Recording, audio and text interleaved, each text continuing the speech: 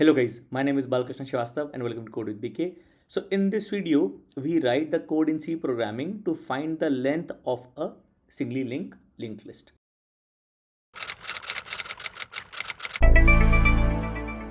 So before we begin, it is a request to please subscribe to my channel, and if any of my previous videos has helped you out or if this video helps you out, so please do subscribe to my channel. So in this video, we write the function, the code in C programming to find the length of the linked list. We are working with a singly linked list right now. It only has a pointer to the next node, okay? And in this series, we started from the very basic on what a linked list is, how we create a linked list. Linked list is basically structure made up of a data structure made up of nodes, where we have multiple nodes connected to each other. From one node, you can go to the other node. That is what is creating the link, so the linked list, all right? And then we saw functions to print the linked list, okay? Insert at front of the linked list and insert at end of the linked list. In this video, we complete this function to find the length of the linked list, all right? I'm going to draw a linked list, okay? So in C and C++ programming, null is basically uppercase, okay? So I am interchangeably going to use null lowercase and uppercase when I'm explaining this. It just means the same thing, okay? All right, so if we have a linked list like this, we are given the head is the critical part because that is what stores the linked list. That is what stores the first node of the linked list, which is the starting of the linked list. So from head, you can go to the next node, to the next node, to the next node, and the linked list ends, okay? It terminates and the next or the last node is null. All right, so you are given the head and you have to count the number of nodes, that is find the length of the linked list. All right, so in this case, you can see there are 5 nodes, okay? But how do we do that in the code? All right, so I'm going to write the code first, then I'm going to try and explain it, and then we are going to run and check this out, okay? So if I have a function int len, okay, takes a node pointer head, okay, and I am using type def here, okay, to create an alias for this struct node as a single node.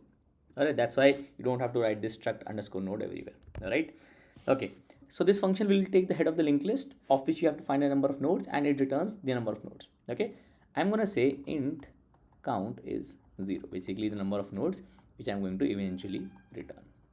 Okay, the idea is to iterate the entire linked list, traverse the entire linked list starting from the first node till the last node, and count how many nodes have we traversed. Okay, so I'm going to say node pointer, okay, current is basically equal to head.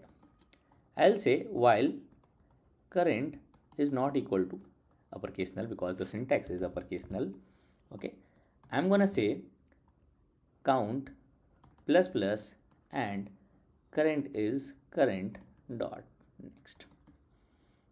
All right, so now this code will give you the length of the linked list. How? So let me just take my variable. So this function gets head, so this function gets head.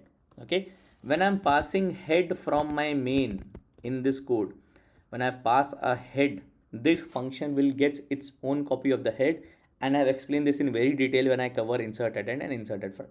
Okay, and this is one of the reasons that you have to return the updated head, otherwise changes made in this function to this head will not be reflected back. Okay, so this is head in this function, say len.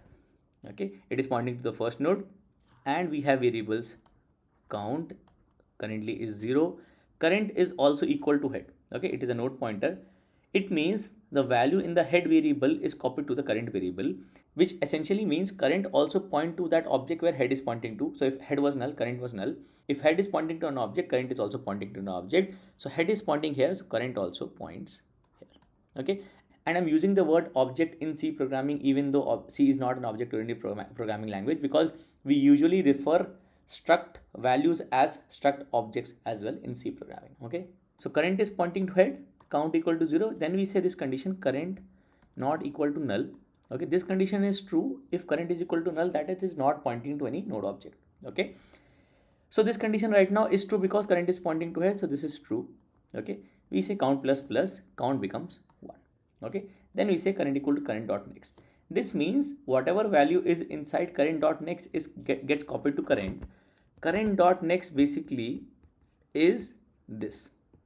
Okay, so value inside next of this current is copied back to current, which basically means current now points to where current dot next is pointing to. Current dot next is pointing to this, so current also points to this. Okay, we go back to check for while loop condition. While current is not equal to null, current not equal to null is still true. Okay, we come inside count plus plus, current is current dot next. Again, same thing happens wherever current dot next is pointing to, current is going to point to that. All right, we come back to check for while loop condition. While current not equal to null, which is still true because current is pointing to this object. Okay, count plus plus count becomes 3. All right, current is current dot next. Again, value in current dot next gets copied to current, so current points to this current dot next. All right, going back to check for while loop condition, current not equal to null is true. Okay, current is pointing to this object. Count plus plus count becomes 4. All right, you say current is equal to current dot next. Current dot next is this, so current now points to this. All right, then you go to check for while loop condition, current not equal to null. Current not equal to null is true, current is pointing to this, condition is true. All right, count plus plus count becomes 5. All right, current is current dot next. Current dot next is now null, so current now becomes null. Okay, you go back to check for while loop condition, current not equal to null is false, current is null. Okay, so the number of times this condition is true is basically the number of nodes. So the condition was true 5 times, loop ran 5 times, therefore 5 nodes, and so the counter has 5. So this count value returned is 5, which is the length of this linked list. Okay, if the linked list was empty, head would be null. Okay, head is null, current points to head, so current also becomes null in this case. So this condition is false, count stays 0, so you return count, which is 0. So this code is going to work for empty linked list as well, where head is null.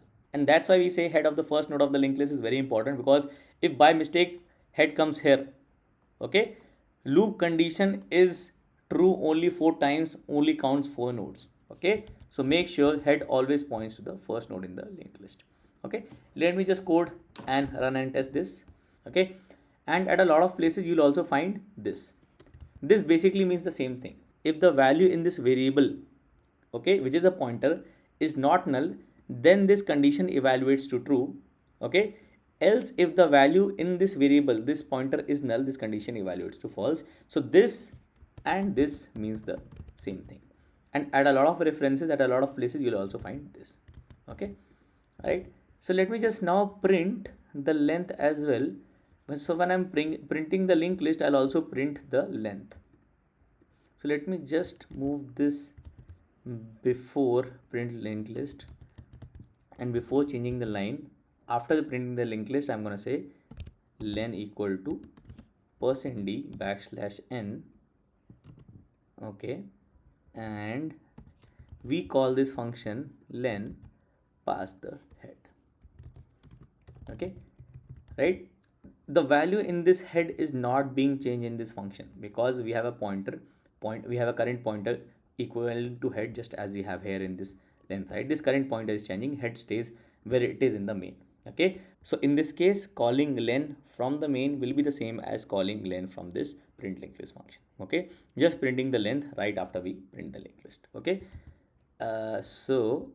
okay, every time I print, I get the length as well. All right, so let me just compile, okay, and run. Okay, len is 1, len is 2, len is 3, len is 4, len is 5, len is 6. Let me add one more value. Okay, I will say add insert at end. You can do insert at front as well, right? Yeah, we can do insert at front as well. So I'll say insert at front, say maybe 13. Okay, so this now becomes head points to 13, the next of which is 2. All right, okay, so we have 13 in the front, length increases by 1. Okay, so do not get confused here that head is also an arrow to 13 and the next of 13 is 2. So is the next of head 13? No. So what I mean to say is that head is pointing to the first node, so you can use something like this. Okay, for better clarity, this just means head is pointing to the first node, and this arrow means that the next node after this value is this, which is after 2 we have null. In the first case, when the list was empty, insert 2. Let me just print empty linked list as well. Okay, null and len 0.